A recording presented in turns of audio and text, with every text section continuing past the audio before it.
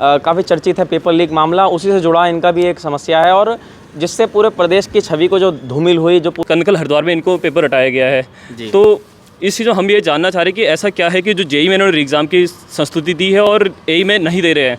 ये एसआईटी द्वारा जो जांच चल रही है उसमें तो सर ये है कि कुछ आरोपियों के नाम पकड़े भी जा चुके हैं, लेकिन सर वो नाम अभी तक सामने नहीं आ रहे हैं। शायद इससे पहले 6-7 साल पहले जो एग्ज़ाम था एई का वो कंडक्ट कराया गया होगा और उसके 7 साल बाद लगभग 2022 में एग्ज़ाम हुआ और वो भी लीक हो जाता है। तीसरी दफ़ा हम आयोग में आए हैं जी। पहली बार हम 20 तारीख को आए थे, तब भी सुबह से शाम तक आयोग के बारे में ऐसे खड़े रहे। अध्यक्ष महोदय हमसे मिलने को बिल्कुल भी तैयार नहीं हो। और घर वाले भी एक आस लगा के बैठे हैं। अब 1 साल बीतता है, 2 साल बीतता है, 3 साल, कब तक घर वाले उम्मीद लगा के बैठे? बच्चों की एज निकलती जा रही है 30। क्योंकि पेपर ये लीक हुआ है, ना कि नकल हुई है। नकल पर्टिकुलर किसी सेंटर पे होता है तो कोई ब्लूटूथ से करे कुछ, उसका हम आइडेंटिफाई कर सकते हैं, लेकिन जहाँ पे लीकेज होता है, लीकेज का मतलब सिंपल होता है रिसाव होना। कोई भी रिसाव होता है तो उसका हम पता नहीं कर सकते। इन लोगों ने पेपर लीक करवाया है, इन पे गैंगस्टर एक्ट भी लगा हुआ है सर ना, लेकिन अभी तक इनके नाम इस बोर्ड पट्टिका पर यहीं पर यथावत बने हुए हैं। जी। इनके द्वारा जो तमाम परीक्षाएं जो इनके अंडर में जो आयोजित उस समय करवाई गई होंगी, तो क्या वो भी तो इसकी तरह लीक नहीं हुई होंगी? आप लोग जब भी सूची जारी कर रहे तो उसमें आप माता का नाम, पिता का नाम, एड्रेस, प्रॉपर एड्रेस दीजिए। सबसे आगे सबसे पहले हरिद्वार का द टाइम्स और हमारे डिजिटल प्लेटफॉर्म हरे टीवी पर एक बहुत अहम मुद्दा लेकर आज आपके बीच में जुड़े हैं और बता दें पहले कि इस समय मौजूद हैं हरिद्वार के लोक सेवा आयोग पर। सामने आप देख सकते हैं बड़े बड़े अक्षरों में जो लोक सेवा आयोग है वो आपको दिखाई दे रहा होगा और हमारे साथ कुछ परीक्षार्थी जिन्होंने एई एग्ज़ाम जो हुआ था अप्रैल में हुआ था 2022 में, उसके यहाँ परीक्षार्थी हैं वो यहाँ पर मौजूद हैं। उनसे आज बात करेंगे क्योंकि वो लोक सेवा आयोग यहाँ पर मुलाकात के लिए पहुँचे हैं। शायद बता रहे हैं कि इससे पहले भी कई बार आए हैं, लेकिन उनकी जो मुलाकात है वो यहाँ नहीं हो पा रही है अधिकारियों से और काफ़ी बता रहे हैं कि गैर जिम्मेदाराना जो व्यवहार है वो उनके साथ यहाँ पर हो रहा है, क्योंकि उनकी जो समस्याएं हैं काफ़ी गंभीर हैं और उत्तराखंड में आपने काफ़ी चर्चित है पेपर लीक मामला, उसी से जुड़ा इनका भी एक समस्या है और जिससे पूरे प्रदेश की छवि को जो धूमिल हुई, जो पूरे देश विदेशों में जो यहाँ के जो अधिकारियों के कारनामे थे वो यहाँ के पहुँचे, तो तमाम तरह के सवाल यहाँ पर खड़े हुए, जिसके बाद एसआईटी और जो एसटीएफ थी उन्होंने यूके एसएससी और यूके पीएससी जो है लोक सेवा आयोग उसमें गिरफ्तारियाँ भी करी। आइए सीधा चलते हैं इनके पास और जानते हैं कि क्या इनका कहना है, किस तरीके से देखते हैं ये अब और किन मांगों को लेकर जो आज यहाँ हरिद्वार ये पहुँचे हैं और कहाँ कहाँ से ये जो परीक्षार्थी हैं वो यहाँ पर आए हैं। सर देखिए सर, हमने अप्रैल, क्या नाम है आपका? मेरा नाम नवनीत रावत है। कहाँ से आए हैं? हम देहरादून से आए हैं जी। और पिछले साल जो अप्रैल महीने में 23, 24, 25 तारीख को जो एई भर्ती परीक्षा हुई थी वो हमने दी थी और नंबर भी हमारे अच्छे हैं, मतलब इतने तो हैं ही कि इंटरव्यू की कॉल आनी चाहिए थी। बट फिर बाद में जब एसटीएफ ने जांच करी तो पता लगा कि ये पेपर लीक हुआ है। देखिए सर, नकल नहीं हुई है। नकल होती तो नकलचियों को आप पकड़ सकते हैं, लेकिन जब पेपर लीक हुआ है तो लीकेज में तो ये है कि पेपर कहाँ तक फैला होगा। और सिर्फ उत्तराखंड ही नहीं, उत्तराखंड के बाहर भी पेपर फैला है। जैसे कि एसआईटी के द्वारा जो फेसबुक पेज पे अपने न्यूज़ डाली गई थी उसमें यह भी पता लगा कि जो करनाल में नकल करवाई गई इस पेपर की, ठीक है सर, जिसमें कि अब ये है कि एसआईटी द्वारा जो जांच चल रही है उसमें तो सर ये है कि कुछ आरोपियों के नाम पकड़े भी जा चुके हैं, लेकिन सर वो नाम अभी तक सामने नहीं आ रहे हैं। ठीक है, तो हम ये चाहते हैं कि आयोग जल्द से एसआईटी से नाम की लिस्ट मांगे और वो लिस्ट सबके सामने प्रस्तुत करे अपनी वेबसाइट पे। जी हाँ जी। तो कहाँ से जानकारी मिली कि जो लिस्ट आ चुकी है? विश्वसनीय सूत्रों से सर पता लगा है जी। और बाकी सर वही है कि हम लोग भी अपने स्तर पे चीज़ों को पता ही कर रहे हैं जी। ठीक है सर, तो ये है कि सर हम चाहते हैं इस मामले में थोड़ा जो जांच है उसको एक्सेलरेट किया जाए जी। और फटाफट जो रिपोर्ट है वो आयोग को सौंपी जाए। ठीक। एग्ज़ाम दिया था? हाँ जी, एग्ज़ाम दिया था मैंने। वो तो लीक हो गया, लेकिन हाँ, पेपर का यही है कि हम पिछले साल 23, 24, 25 अप्रैल को 2022 को हमने पेपर दिया था इसका एई का। उसके बाद 18 नवंबर को इसका रिजल्ट आता है जिसमें 450 करीब बच्चों को ये क्वालिफाई करवाते हैं। उसके बाद जब ये पटवारी का प्रकरण होता है उसके बाद कहीं ना कहीं ये बात लीक आती है कि यहाँ पे एई जेई का पेपर लीक हुआ है।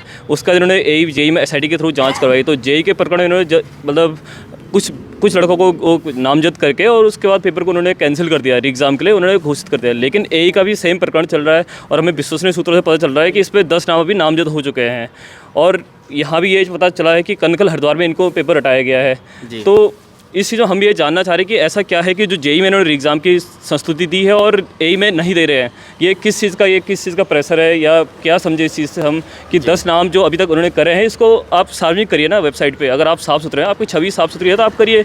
ऊपर से दूसरा केस अगर ये बोल रहे हैं कि हम पेपर को कैंसिल नहीं करते हैं या कुछ भी ऐसा इनका डिसीजन है, तो वो क्यों ना, क्योंकि पेपर ये लीक हुआ है ना कि नकल हुई है। नकल पर्टिकुलर किसी सेंटर पर होता है तो कोई ब्लूटूथ से करे कुछ, उसका हम आइडेंटिफाई कर सकते हैं। लेकिन जहाँ पे लीकेज होता है, लीकेज का मतलब सिंपल होता है रिसाव होना। कोई भी रिसाव होता है तो उसका हम पता नहीं कर सकते कि कहाँ तक फैला हुआ चीज़ को। तो अगर पेपर लीक हुआ है तो उसको तो आयोग को यथाशीघ्र संज्ञान लेना चाहिए और उस पर डिसीजन लेना चाहिए। यही इन पे हम मांग करते हैं इस चीज़ का। तो बताया उन्होंने कि एक तो मैं आपको बता दूं कि शायद इससे पहले 6-7 साल पहले जो एग्ज़ाम था एई का वो कंडक्ट कराया गया होगा और उसके 7 साल बाद लगभग 2022 में एग्ज़ाम हुआ और वो भी लीक हो जाता है। तो कहीं ना कहीं ये तो बड़ी गंभीर समस्या है युवाओं के जो भविष्य है उसको लेकर। और बता रहे हैं कि जो जेई में जैसे नाम सार्वजनिक हुए, लोक सेवा आयोग को बता रहे हैं कि अभी तक नाम नहीं दिए गए हैं जो जिन परीक्षार्थियों ने जो नकल करी होगी, नकलचियों ने जो पेपर लीक में, उनके नाम सार्वजनिक नहीं हो रहे हैं। और आइए तमाम लोग यहाँ पर हमारे साथ जो इस समय मौजूद हैं वो यहाँ देहरादून से पहुँचे हैं, उनसे बात कर लेते हैं। क्या नाम है सर? सर मेरा नाम अंकित है जी। सर हम पिछले आज तीसरी दफ़ा हम आयोग में आए हैं जी। पहली बार हम 20 तारीख को आए थे, तब भी सुबह से शाम तक आयोग के बारे में ऐसे खड़े रहे। अध्यक्ष महोदय हमसे मिलने को बिल्कुल भी तैयार नहीं हो रहे हैं। वो तो मीडिया से भी नहीं मिलते सर, बिल्कुल भी मिलने को तैयार नहीं हो रहे हैं। हमको बस समय दिया जा रहा है कि 1 बजे 2 बजे 3 बजे ऐसा समय दिया रहा है सर। उसके बाद हम दूसरी बार 27 तारीख परसों आए थे 24 तारीख को, तब भी सुबह से शाम 10 बजे से लेकर शाम के 7 बजे तक हम लोग आयोग के बाहर खड़े रहे, यहीं पर बैठे हुए थे। लेकिन तब भी अध्यक्ष महोदय हमसे मिलने को रेडी नहीं हुए, जबकि वो अंदर आयोग में बैठे हुए थे। सर आज हम तीसरी बार यहाँ पर आ रखे हैं और अभी हमको समय दिया गया कि अंदर मीटिंग चल रही है, 4 बजे का समय दिया गया। आप देखिए आगे क्या होता है। और दूसरी बार सर ये बात है कि आयोग में जो अनुभाग अधिकारी थे, हाँ जी, और ये देखिए सर नाम बोर्ड पर अभी तक यहाँ पे है संजीव प्रकाश चतुर्वेदी, जिन लोगों ने पेपर लीक करवाया था, क्या, और संजीव कुमार, ये 2 नाम थे जी। इन लोगों ने पेपर लीक करवाया है। इन पे गैंगस्टर एक्ट भी लगा हुआ है सर ना, लेकिन अभी तक इनके नाम इस बोर्ड पट्टिका पर यहीं पर यथावत बने हुए हैं। इस पर भी आयोग ने कोई संज्ञान नहीं लिया है जी। तो सर हम चाह रहे हैं कि आयोग शीघ्र से शीघ्र जो नकलची अभ्यर्थी हैं उनका नाम लिस्ट बनाकर आयोग अपनी वेबसाइट पर प्रकाशित करे, और इसमें जो लीपापोती की कोशिश की जा रही है वो ना की जाए। और इस परीक्षा के बारे में जो भी निर्णय है आयोग उस पर शीघ्रता से अतिशीघ्र एक निर्णय ले। मतलब आपका कहने का मतलब है कि चाहे जो भी निर्णय होना चाहिए वो शीघ्रता से होना चाहिए, चाहे कैंसिल होना है या चाहे इंटरव्यू कंडक्ट करना। जी सर, क्योंकि सर हम पिछले 1 साल से इस पेपर के चक्कर में अभ्यर्थी अपना समय व्यर्थ ऐसे ही बर्बाद हो रहा है हमारा समय। हम भी आगे सोचें कि आगे किसी अन्य एग्जाम के लिए पढ़ें, या फिर इसमें एग्जाम हो, या फिर जो कुछ भी आयोग की मंशा है, आयोग अपनी मंशा जनता के सामने रखे, अभ्यर्थियों के सामने रखें। आइए कुछ और यहाँ पर मौजूद हैं, उनसे जान लेते हैं। क्या लगता है कब से तैयारी इसकी हो रही होगी? लगभग जब 7 साल बाद एग्ज़ाम हुआ तो लगभग 8 साल से बच्चे इसकी तैयारी कर रहे होंगे, फिर लीक होता है और उसके बाद ऐसे घटनाएं सामने आती है जिससे प्रदेश की छवि धूमिल होती है और कहीं ना कहीं गंभीर सवाल हमारे सिस्टम पर जो खड़ा करता है। इस पर कैसे देखते हैं उत्तराखंड की स्थिति? देखो, जो बच्चे अभी मेहनत कर रहे हैं, लगभग 7-8 साल से वो तैयारी कर रहे हैं, ठीक है ना। वो एक उम्मीद लगाए बैठे हैं कि इस साल तो नहीं, अगले साल मेहनत करके हमारा ये क्वालिफाई हो जाएगा। और घर वाले भी एक आस लगा के बैठे हैं। अब 1 साल बीतता है, 2 साल बीतता है, 3 साल, कब तक घर वाले उम्मीद लगा के बैठे? बच्चों की एज निकलती जा रही है, 30 प्लस हो रहे हैं, 35 प्लस हो रहे हैं, कब तक करे ये चीज़? और ये एक चीज़ आपको ये मेंशन कर दूं मैं आप लोगों को, ये कि अभी एक एस्पिरेंट है धर्मेंद्र नाम का, अभी हमें पता चला है, गुप्त सूत्रों से पता चला है कि उसके मार्क्स 900 प्लस है।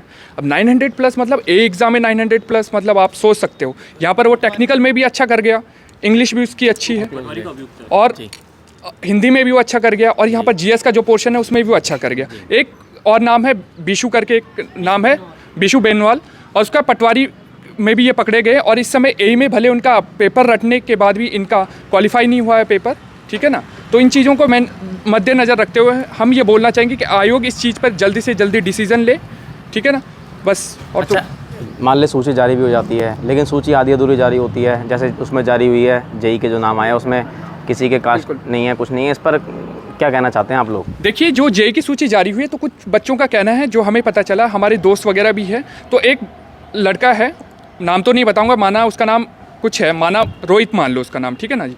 तो रोहित नाम का एक बच्चा पहले से जॉब कर रहा है, बच्चे उसको कॉल कर रहे हैं, उसको गालियाँ दे रहे कि मतलब तू जिस पोस्ट पर अभी है, आप इस पोस्ट को उसी तरीके से लिए हैं जैसे आपने जेई में किया है, भले वो एस्पिरेंट वो नहीं है। तो आप लोग जब भी सूची जारी कर रहे हैं तो उसमें आप माता का नाम, पिता का नाम, एड्रेस, प्रॉपर एड्रेस दीजिए, ठीक है ना। मार्क्स वगैरह दे रहे हो नहीं दे रहे हो वो आपकी इच्छा है, लेकिन एड्रेस प्रॉपर होना चाहिए, ठीक है ना। तो आइए यहाँ अंत में कुछ और लोगों से जो हमारे साथ मौजूद हैं, क्या कहना चाहते हैं अंतिम दौर में? जी सर, अंतिम दौर में हम यही कहना चाहते हैं कि आयोग इस मामले में जल्द से जल्द डिसीजन ले। जी आयोग इस मामले में जल्द से जल्द डिसीजन ले। और ये है कि क्योंकि बच्चे अभी बहुत परेशान हैं, बच्चे चाह रहे हैं कि मतलब इंटरव्यू होगा या री एग्ज़ाम होगा, तो इस मामले में आयोग जल्द से जल्द डिसीजन ले ताकि हम परेशान न रहें। जी सर। किस तरीके से देखेंगे आगे जो एग्ज़ाम होने वाले हैं उनको किस तरीके से चाहते हैं, कैसे कंडक्ट, और क्या उनमें जो आप चाहते हैं कि ऐसे जो घटनाएं हैं वो दोबारा सामने ना आए? बिल्कुल सर, बिल्कुल। हम ये चाहते हैं कि आयोग एक साफ़ सुथरी परीक्षा कराए और जल्द से जल्द परीक्षा कराए, ताकि इस मामले में क्या होगा, क्योंकि सर ए में मैं खुद क्वालिफाई एक बच्चा हूँ, लेकिन क्योंकि ए में पेपर लीक हुआ है तो धांधली इतनी हुई है कि कई बच्चे सेफ़ नहीं है, जो अच्छे मार्क्स ला के भी बच्चा सोच रहा है कि मेरा सिलेक्शन होगा या नहीं होगा। तो हम चाहते हैं कि एग्ज़ाम साफ़ सुथरा एग्ज़ाम कराया जाए ताकि सभी बच्चों को, मेहनती बच्चों को मौका मिले। ठीक। जी सर। तो यहाँ पर आपने सुना हमारे साथ तमाम जो यहाँ पर, इधर मैं आपको दिखा दूँ एक बार, तो थोड़ा इधर आ जाइए आप सब।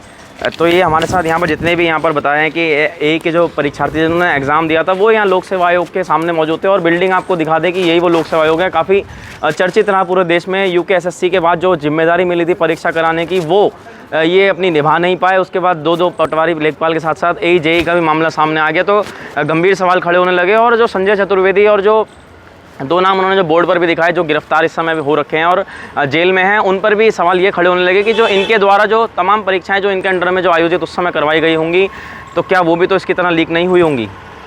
ये सवाल मैं आप पर छोड़ के जाता हूँ। और मुद्दे के लिए आज हम यहाँ हरिद्वार के लोक सेवा आयोग से जुड़े हुए थे। फिर मिलते हैं किसी अगले मुद्दे के साथ, तब तक आपका बहुत बहुत धन्यवाद।